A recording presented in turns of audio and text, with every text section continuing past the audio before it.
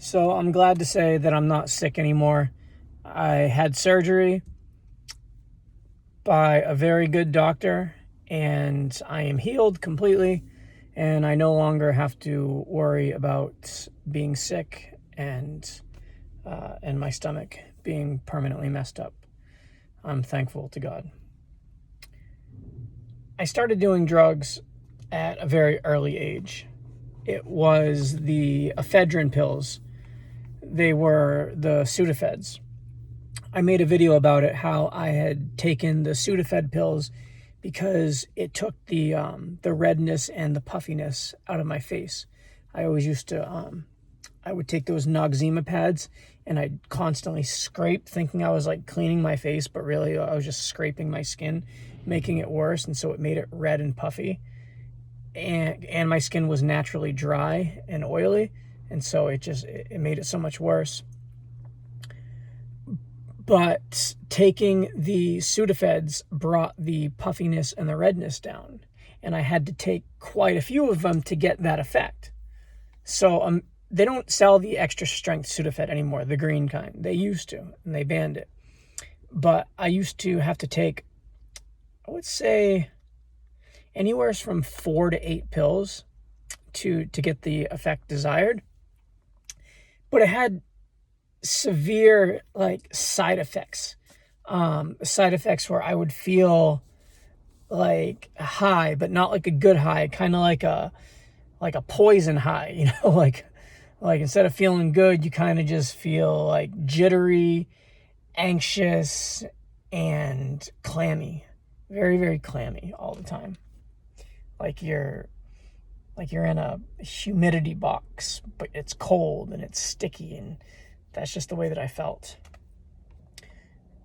So I got those going through my liver. My body was pretty young. I was 17 at the time, or 16. And so my body handled it pretty well. 16 years old, my liver is just processing it. Not that big of a deal. That goes on, I want to say, for about 2 years, I did the Sudafeds. While I'm doing the Sudafeds, I get into Zoloft. So I'm taking Zoloft on top of that. Now the Zoloft really, I can't say what caused it. I don't want to say it's a Sudafed. Maybe it was a combination of things. I think the Zoloft had a lot to do with it. But I'm taking Zoloft. I'm also doing ecstasy.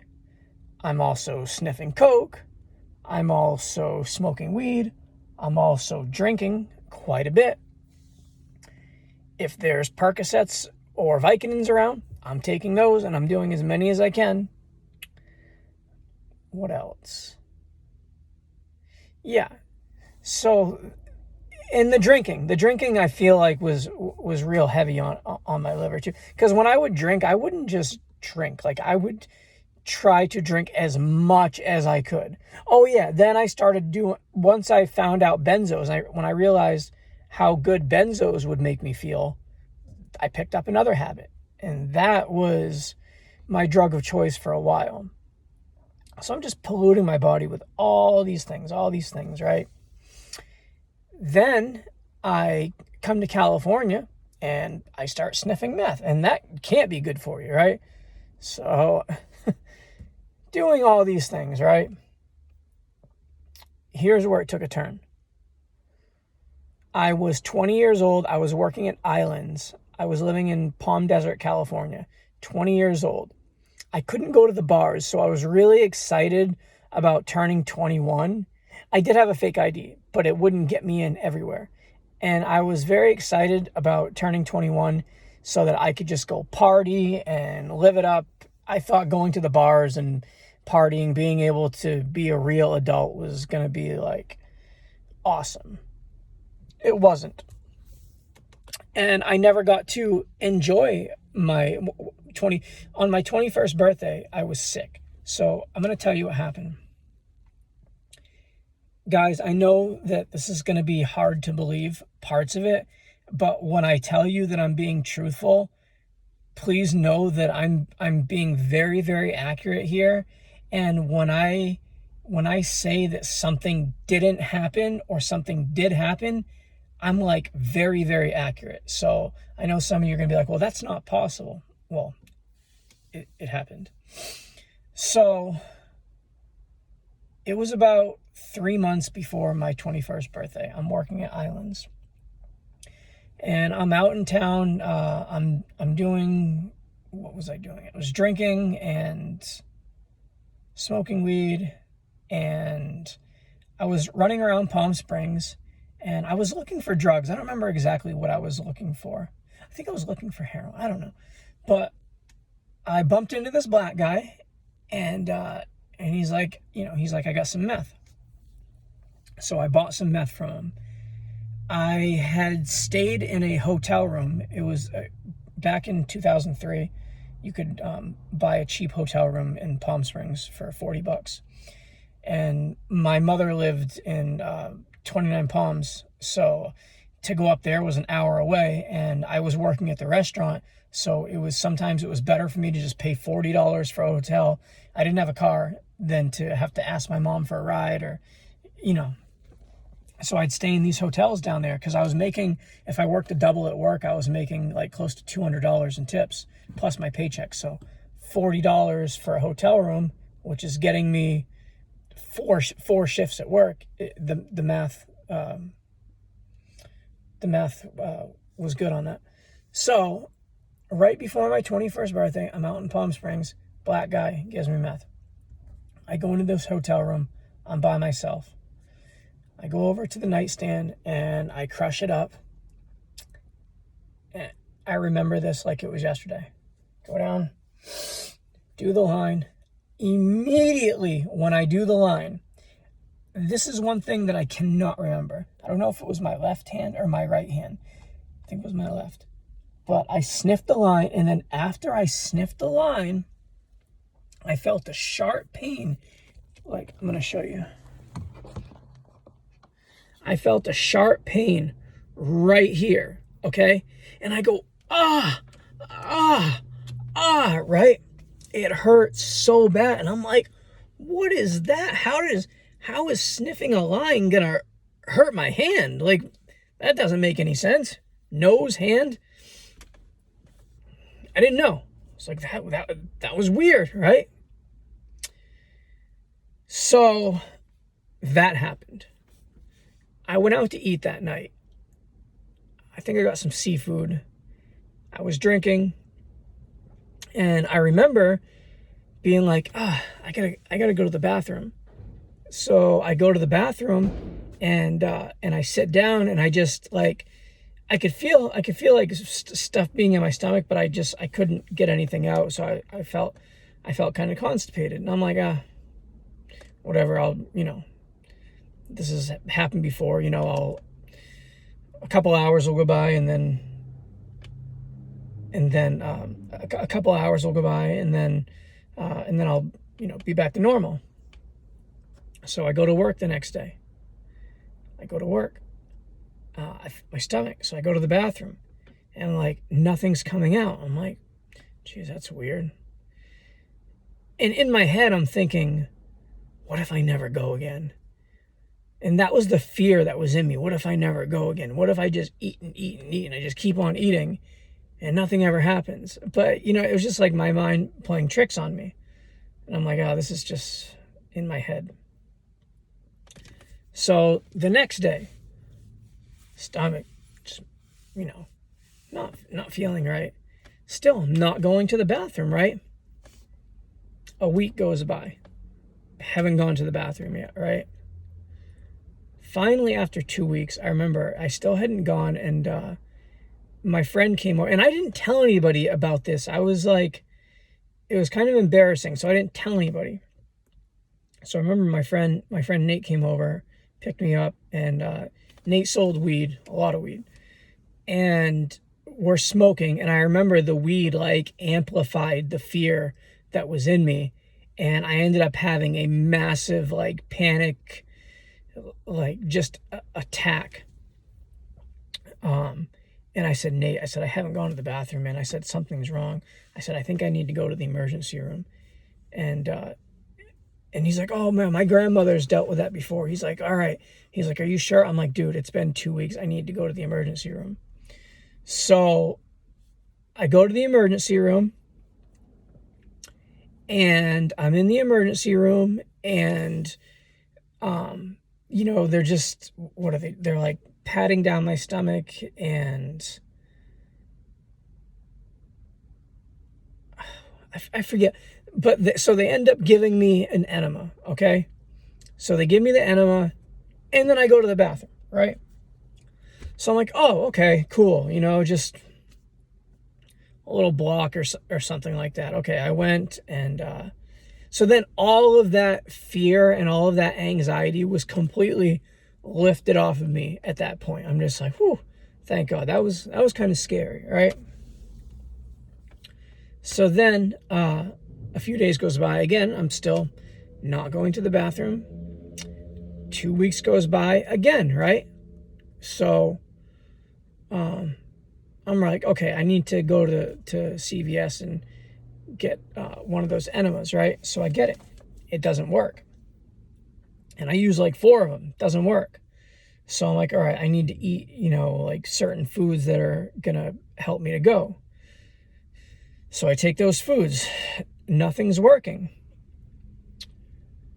I'm young, and I play a lot of basketball, and I'm playing a lot of sports. Even though this is happening, I'm still very active, like playing sports. And so I'm like, all right, if my body isn't gonna like do it on its own, maybe I can just play basketball really hard and just sweat everything out. That's like where my mind was at. Like I can just control it by sweating it out, and maybe that'll get the toxins out of my body. So that's what I start doing. I start running on the treadmill for like 2 hours a day, and and just sweating out. And that's like making me feel like, since I'm not going to the bathroom, it's like that's clearing my mind somewhat. So a year, I know it's hard to believe, a year went by not going to the bathroom, a whole year. And I remember thinking after a year, I'm like, I haven't gone to the bathroom for a year. How is this possible? And I remember just praying to God all the time, like God, like, please help me. What is going on? Please do not let me die from this, God, right? And I was always uncomfortable because my stomach, I would get really bloated, and like in the morning I'd be okay. Like in the morning my stomach would kind of like get back to normal, but then during the day as I started eating, my stomach would just balloon and balloon and balloon. And then at the end of the night, it's like it was so bad, and it caused severe back pain. Like the more I ate, it was like the more back pain I got. And so I started living my life a certain way. The way I started living my life was, okay, I understand I'm not going to go to the bathroom. I understand if I eat, my stomach is going to expand so much to where if I wear a large t-shirt, I now need a 2XL because my stomach is so big. So I'm like, all right, I need to be on a liquid diet, because if I wake up in the morning, I'm feeling okay. But then once I start eating, I just start getting these headaches, and like I can't handle my day anymore. So my mental clarity and my physical energy is based on whether or not I'm going to eat. And it should be the opposite. It should be you eat, you get energy. In my case, it's I eat, I slow down, so I can't eat. So what I did is I put myself on a liquid diet. Just like a V8. I drank a lot of V8s.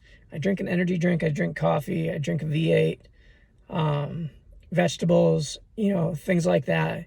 And there were so I would say every few days I would have a bowel movement. But think about it. I'm eating McDonald's. I'm eating Chinese food. I'm still eating, even though I'm having the liquid diet. I'm having these gigantic dinners before I go to sleep. So I'm still eating, right? And there would be every few days a pebble would come out, or like a couple of pebbles would come out, but nothing that you can actually say that was a bowel movement, So like when I say I'm not going, I don't constitute like a pebble here and a pebble there, about, because that's not a bowel movement. That's just, I don't even know what that is, but it's not a bowel movement. So I'm not even gonna. So yeah, so there were a few times that happened, but that's we're not gonna count that because it was nothing. So I'm on the liquid diet. This is going on. It's completely taken over my life. I remember hanging out with my friends and they said, Timothy, your sense of humor is just gone. Like, what happened? You used to be so funny. I lost my personality. This not being able to go to the bathroom completely took over my life. And there's a name for it. There's a scientific name. It's called Hirschsprung's disease. It usually happens in babies, but it happened to me personally. I think it possibly could have been a spiritual attack from the devil. Medical, I don't know. I don't know. But so I was 20 when it happened, almost 21. I lived continuously like this. There was, so after years, okay, I remember I got on Klonopins, and I remember if I took high doses of Klonopins, my body would relax so much to where I could get a bowel movement out, but it was so small, but small in my mind was like gigantic. So a small bowel movement for me, from not having bowel movements, a small one was like such a great relief. So I remember just trying to get as many Klonopins as I could because it like induced a little bit, and that little bit would provide me with like so much relief. I would feel like, oh man. But that was temporary. Like I could never get enough Klonopins, and I had met this girl and she was getting them for me, but I don't remember what happened, but yeah, I couldn't be on Klonopins all the time. That was crazy. I turned into a nutcase on Klonopins. And so I lived like just not being able to use the bathroom, and I would still exercise like crazy because if I'm exercising, then I'm sweating things out. And what would happen is when I would sweat, and then when it would dry up, if you were to look at my face, I would have white stuff all over my face. Like literally I could, after I sweat and it dried, I could go like this and it was like powder, from all the toxins, just coming out of me. If I sweat, it would and dry right here, I would have like just white powder all over my face from the toxic stuff that was coming out of my body. Eventually, after about 6 years, I remember just being like, I can't live like this. Suicide would be a better option. Like, how can I just... Eventually, it's going to kill me. Like, I don't know how I've gone 5-6 years without it killing me, but this is not life. I can't live life like this. And it was devastating to live like this. It was just the war. I wouldn't wish this upon my worst enemy. It completely ruined my life. So, what ended up happening, I think I told you guys in another story, I ended up getting caught for stealing. I stole some iPhones from the Verizon store and AT&T store. I went to jail.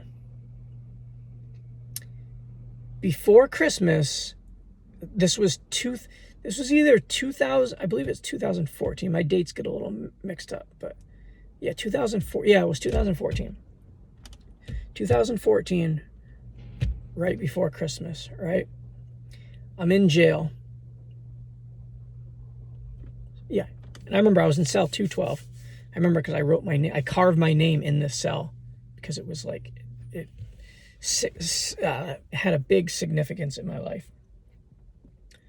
So I'm in my jail cell just praying to God, like, just God, please forgive me. I'm so sorry for like what I've committed. God, you know how bad this stomach thing is. And so in jail, the food they give you is just, everything's processed. Everything's like triple processed. So the processed meat you buy in the grocery store, jail is like triple the process of that. So everything that's going into your body is just like the most unhealthiest things you could imagine.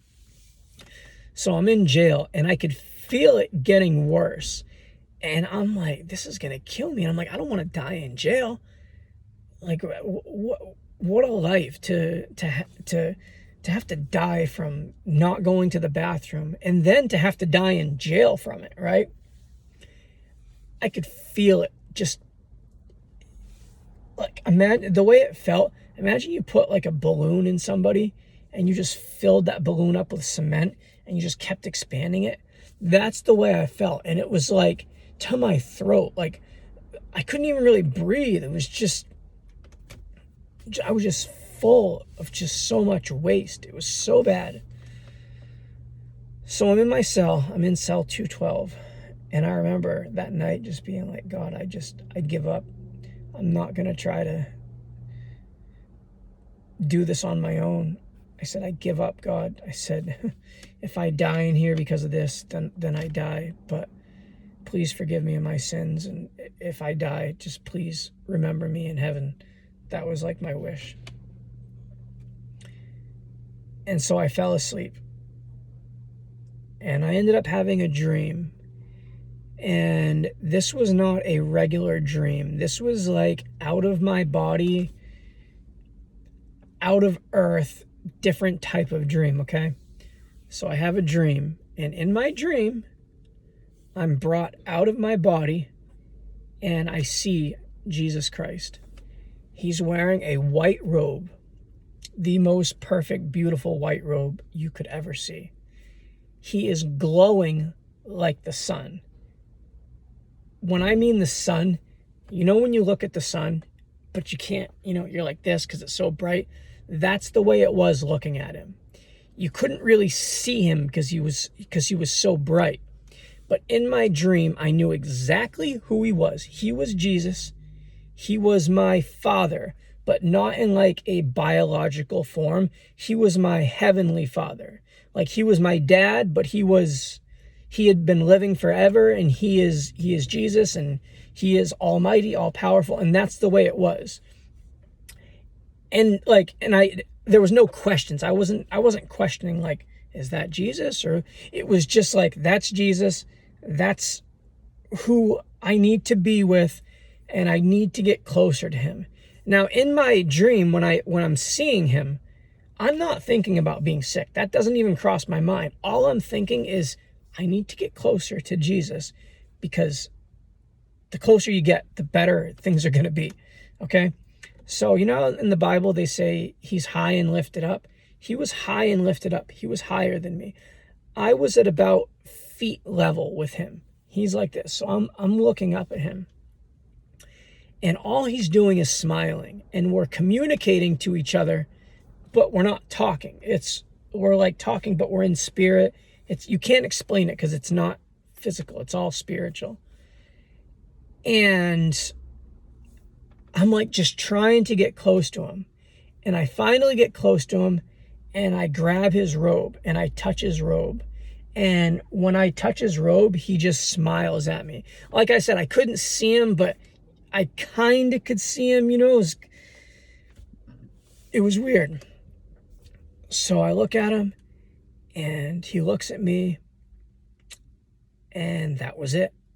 And I woke up from the dream, and I said, whoa, that was awesome. I just wanted to fall back asleep so I could get back to the dream, right?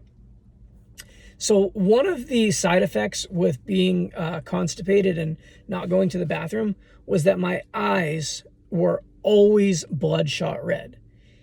Like, people always thought I was high. They'd be like, what are you on? Because being backed up, it did something to my eyeballs. So when I woke up from the dream in jail, I went into my mirror, and these mirrors are so bad. They're not really clear, but they're like, if you look in the right angle, you can kind of like see. And so I look in the mirror, and I'm looking at my eyes. I'm like, my eyes don't look bloodshot. I'm like, that's strange. I'm like, that was a great dream, And after the dream, I have a bowel movement right after the dream, okay? and I'm feeling really good. Like so good. This is like, I knew it was a dream from heaven. I knew it was God. I knew it was Jesus. The significance at the time, I had no clue what was going on. I just knew it was a good dream. So the next day, I have a bowel movement the next day. I'm like, this is great. Now, throughout the 11 years, there were times that I had prayed, and there were times where I would end up having like one bowel movement. And I would like have certain days where I'd like feel good. They were very rare. But I believe that those were due to prayers and just, like God blessing me with a couple days. So that's what I'm thinking that this is. I'm thinking that God blessed me with a few good days, and this is a prayer answered. I'm able to have a few bowel movements, and I'm able to be clear-headed for a few days, and I'm happy with that. Like I'm grateful just to have a couple days. Like a couple days for me, that's great. Just to lift the burden off of my body and soul for a few days, I'm perfectly okay with that. A week goes by, bowel movements every day, feeling fine. After 2 weeks goes by, I'm fully convinced that I was healed in a dream. Okay, fully convinced. I'm like, and I'm not telling everyone. There was a guy named Noah. I'm gonna make a video on Noah. Noah was sort of like my spiritual mentor in jail. He was incarcerated for a crime that he didn't. I mean, he committed, but it's a mess. But anyways, Noah was my like spiritual mentor. So I told him, and Noah's like, "Yeah, man, like you were healed." And so, how much? I think I had 3 months left in my sentence, so 90 days, right? So this is a miracle. Like, my life is being completely transformed in jail. Like, this is the greatest thing that's ever happened to me. Like, from going 11 years, man. Like, 2003 to 2014, 11 years, or approximately 11 years, right? From being sick all that time to now just being like, and have it happen in jail, like the worst place you could ever be. I would have picked jail, being symptom-free and being healthy in jail, than, hold on, I just put the video. Oh, nice. It was a text message. So I just got a text message that was important. So I would have taken that any day. So this is what happens, right?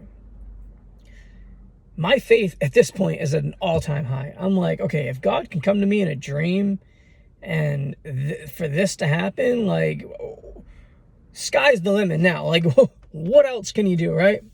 So I'm getting deep in the Bible, and I'm really reading, and I saw how the angels came and busted the disciples out of jail. And I'm like, if God can come and heal my stomach from Hirschsprung's disease, he can definitely bust me out of jail, 100%. Yep.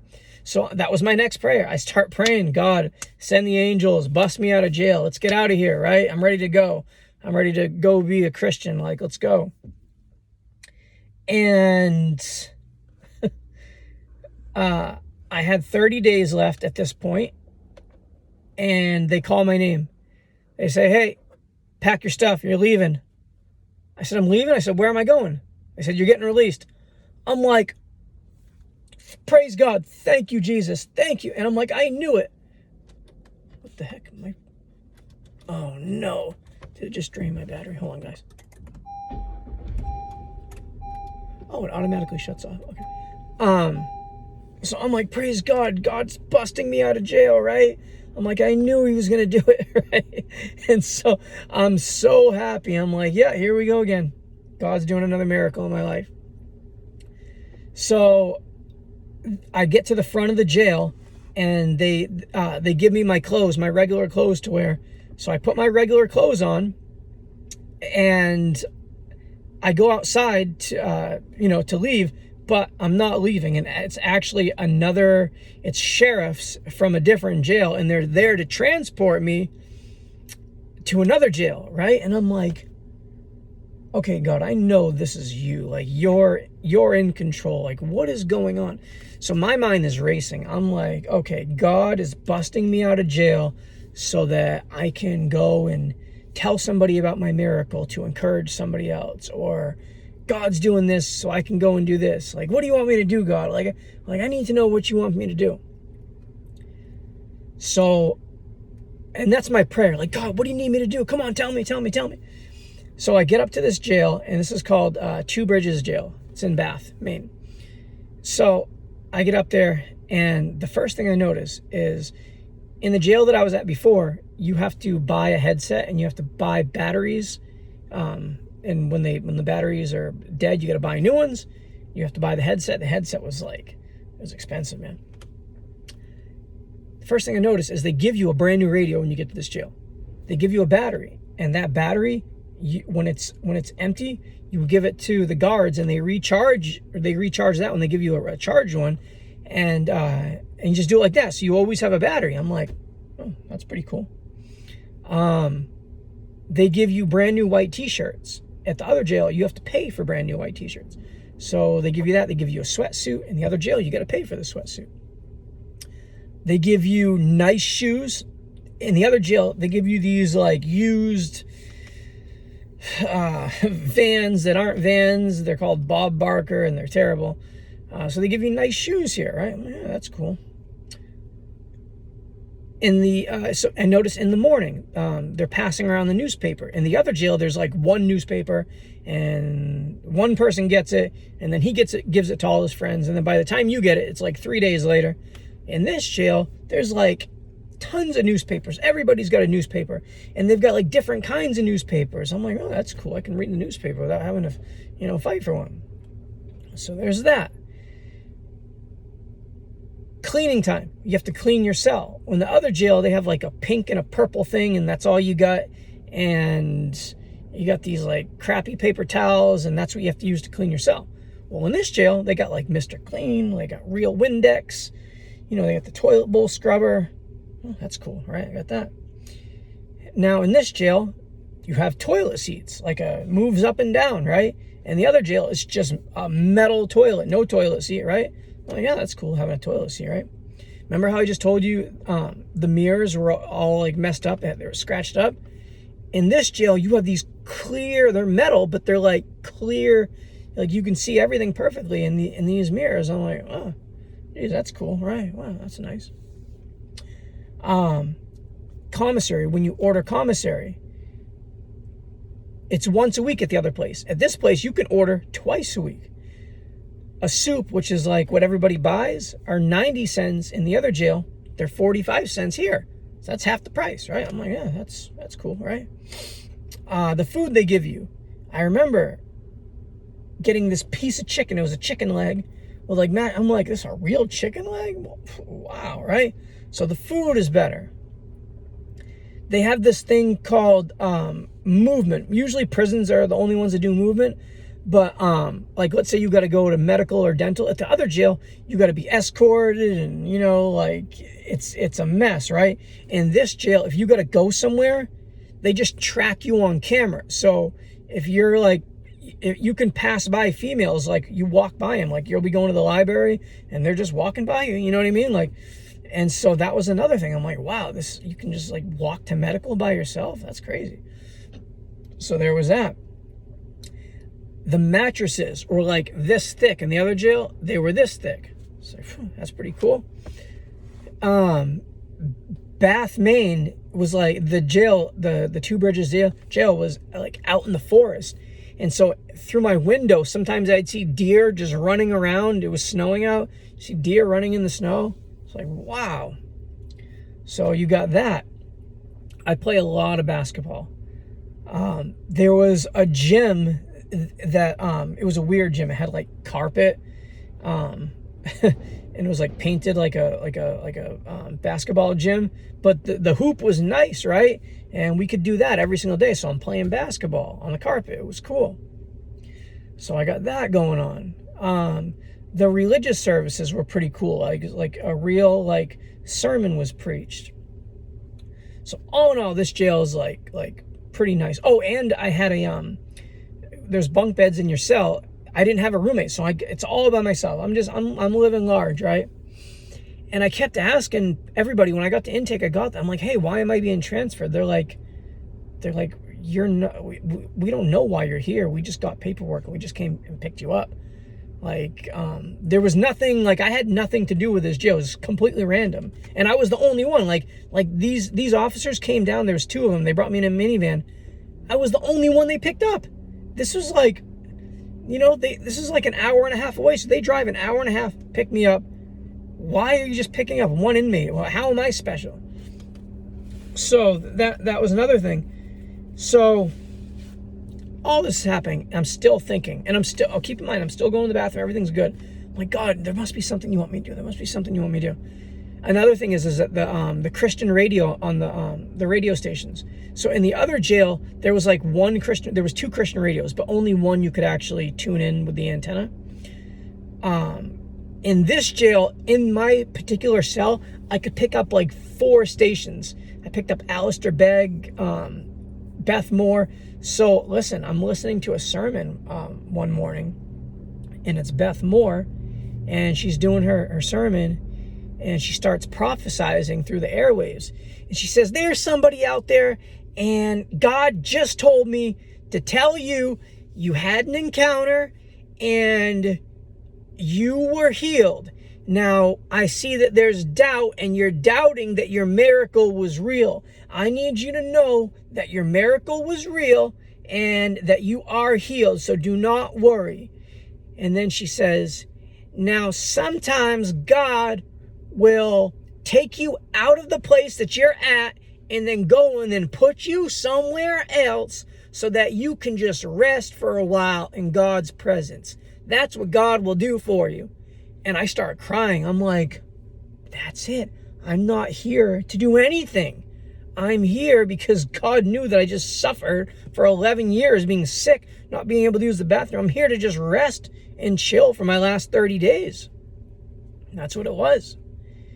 And in the beginning of the video, I said that I had surgery and I was healed by a good surgeon. It was spiritual surgery, and the doctor was God. The doctor was Jesus. And that's my story about being healed in jail.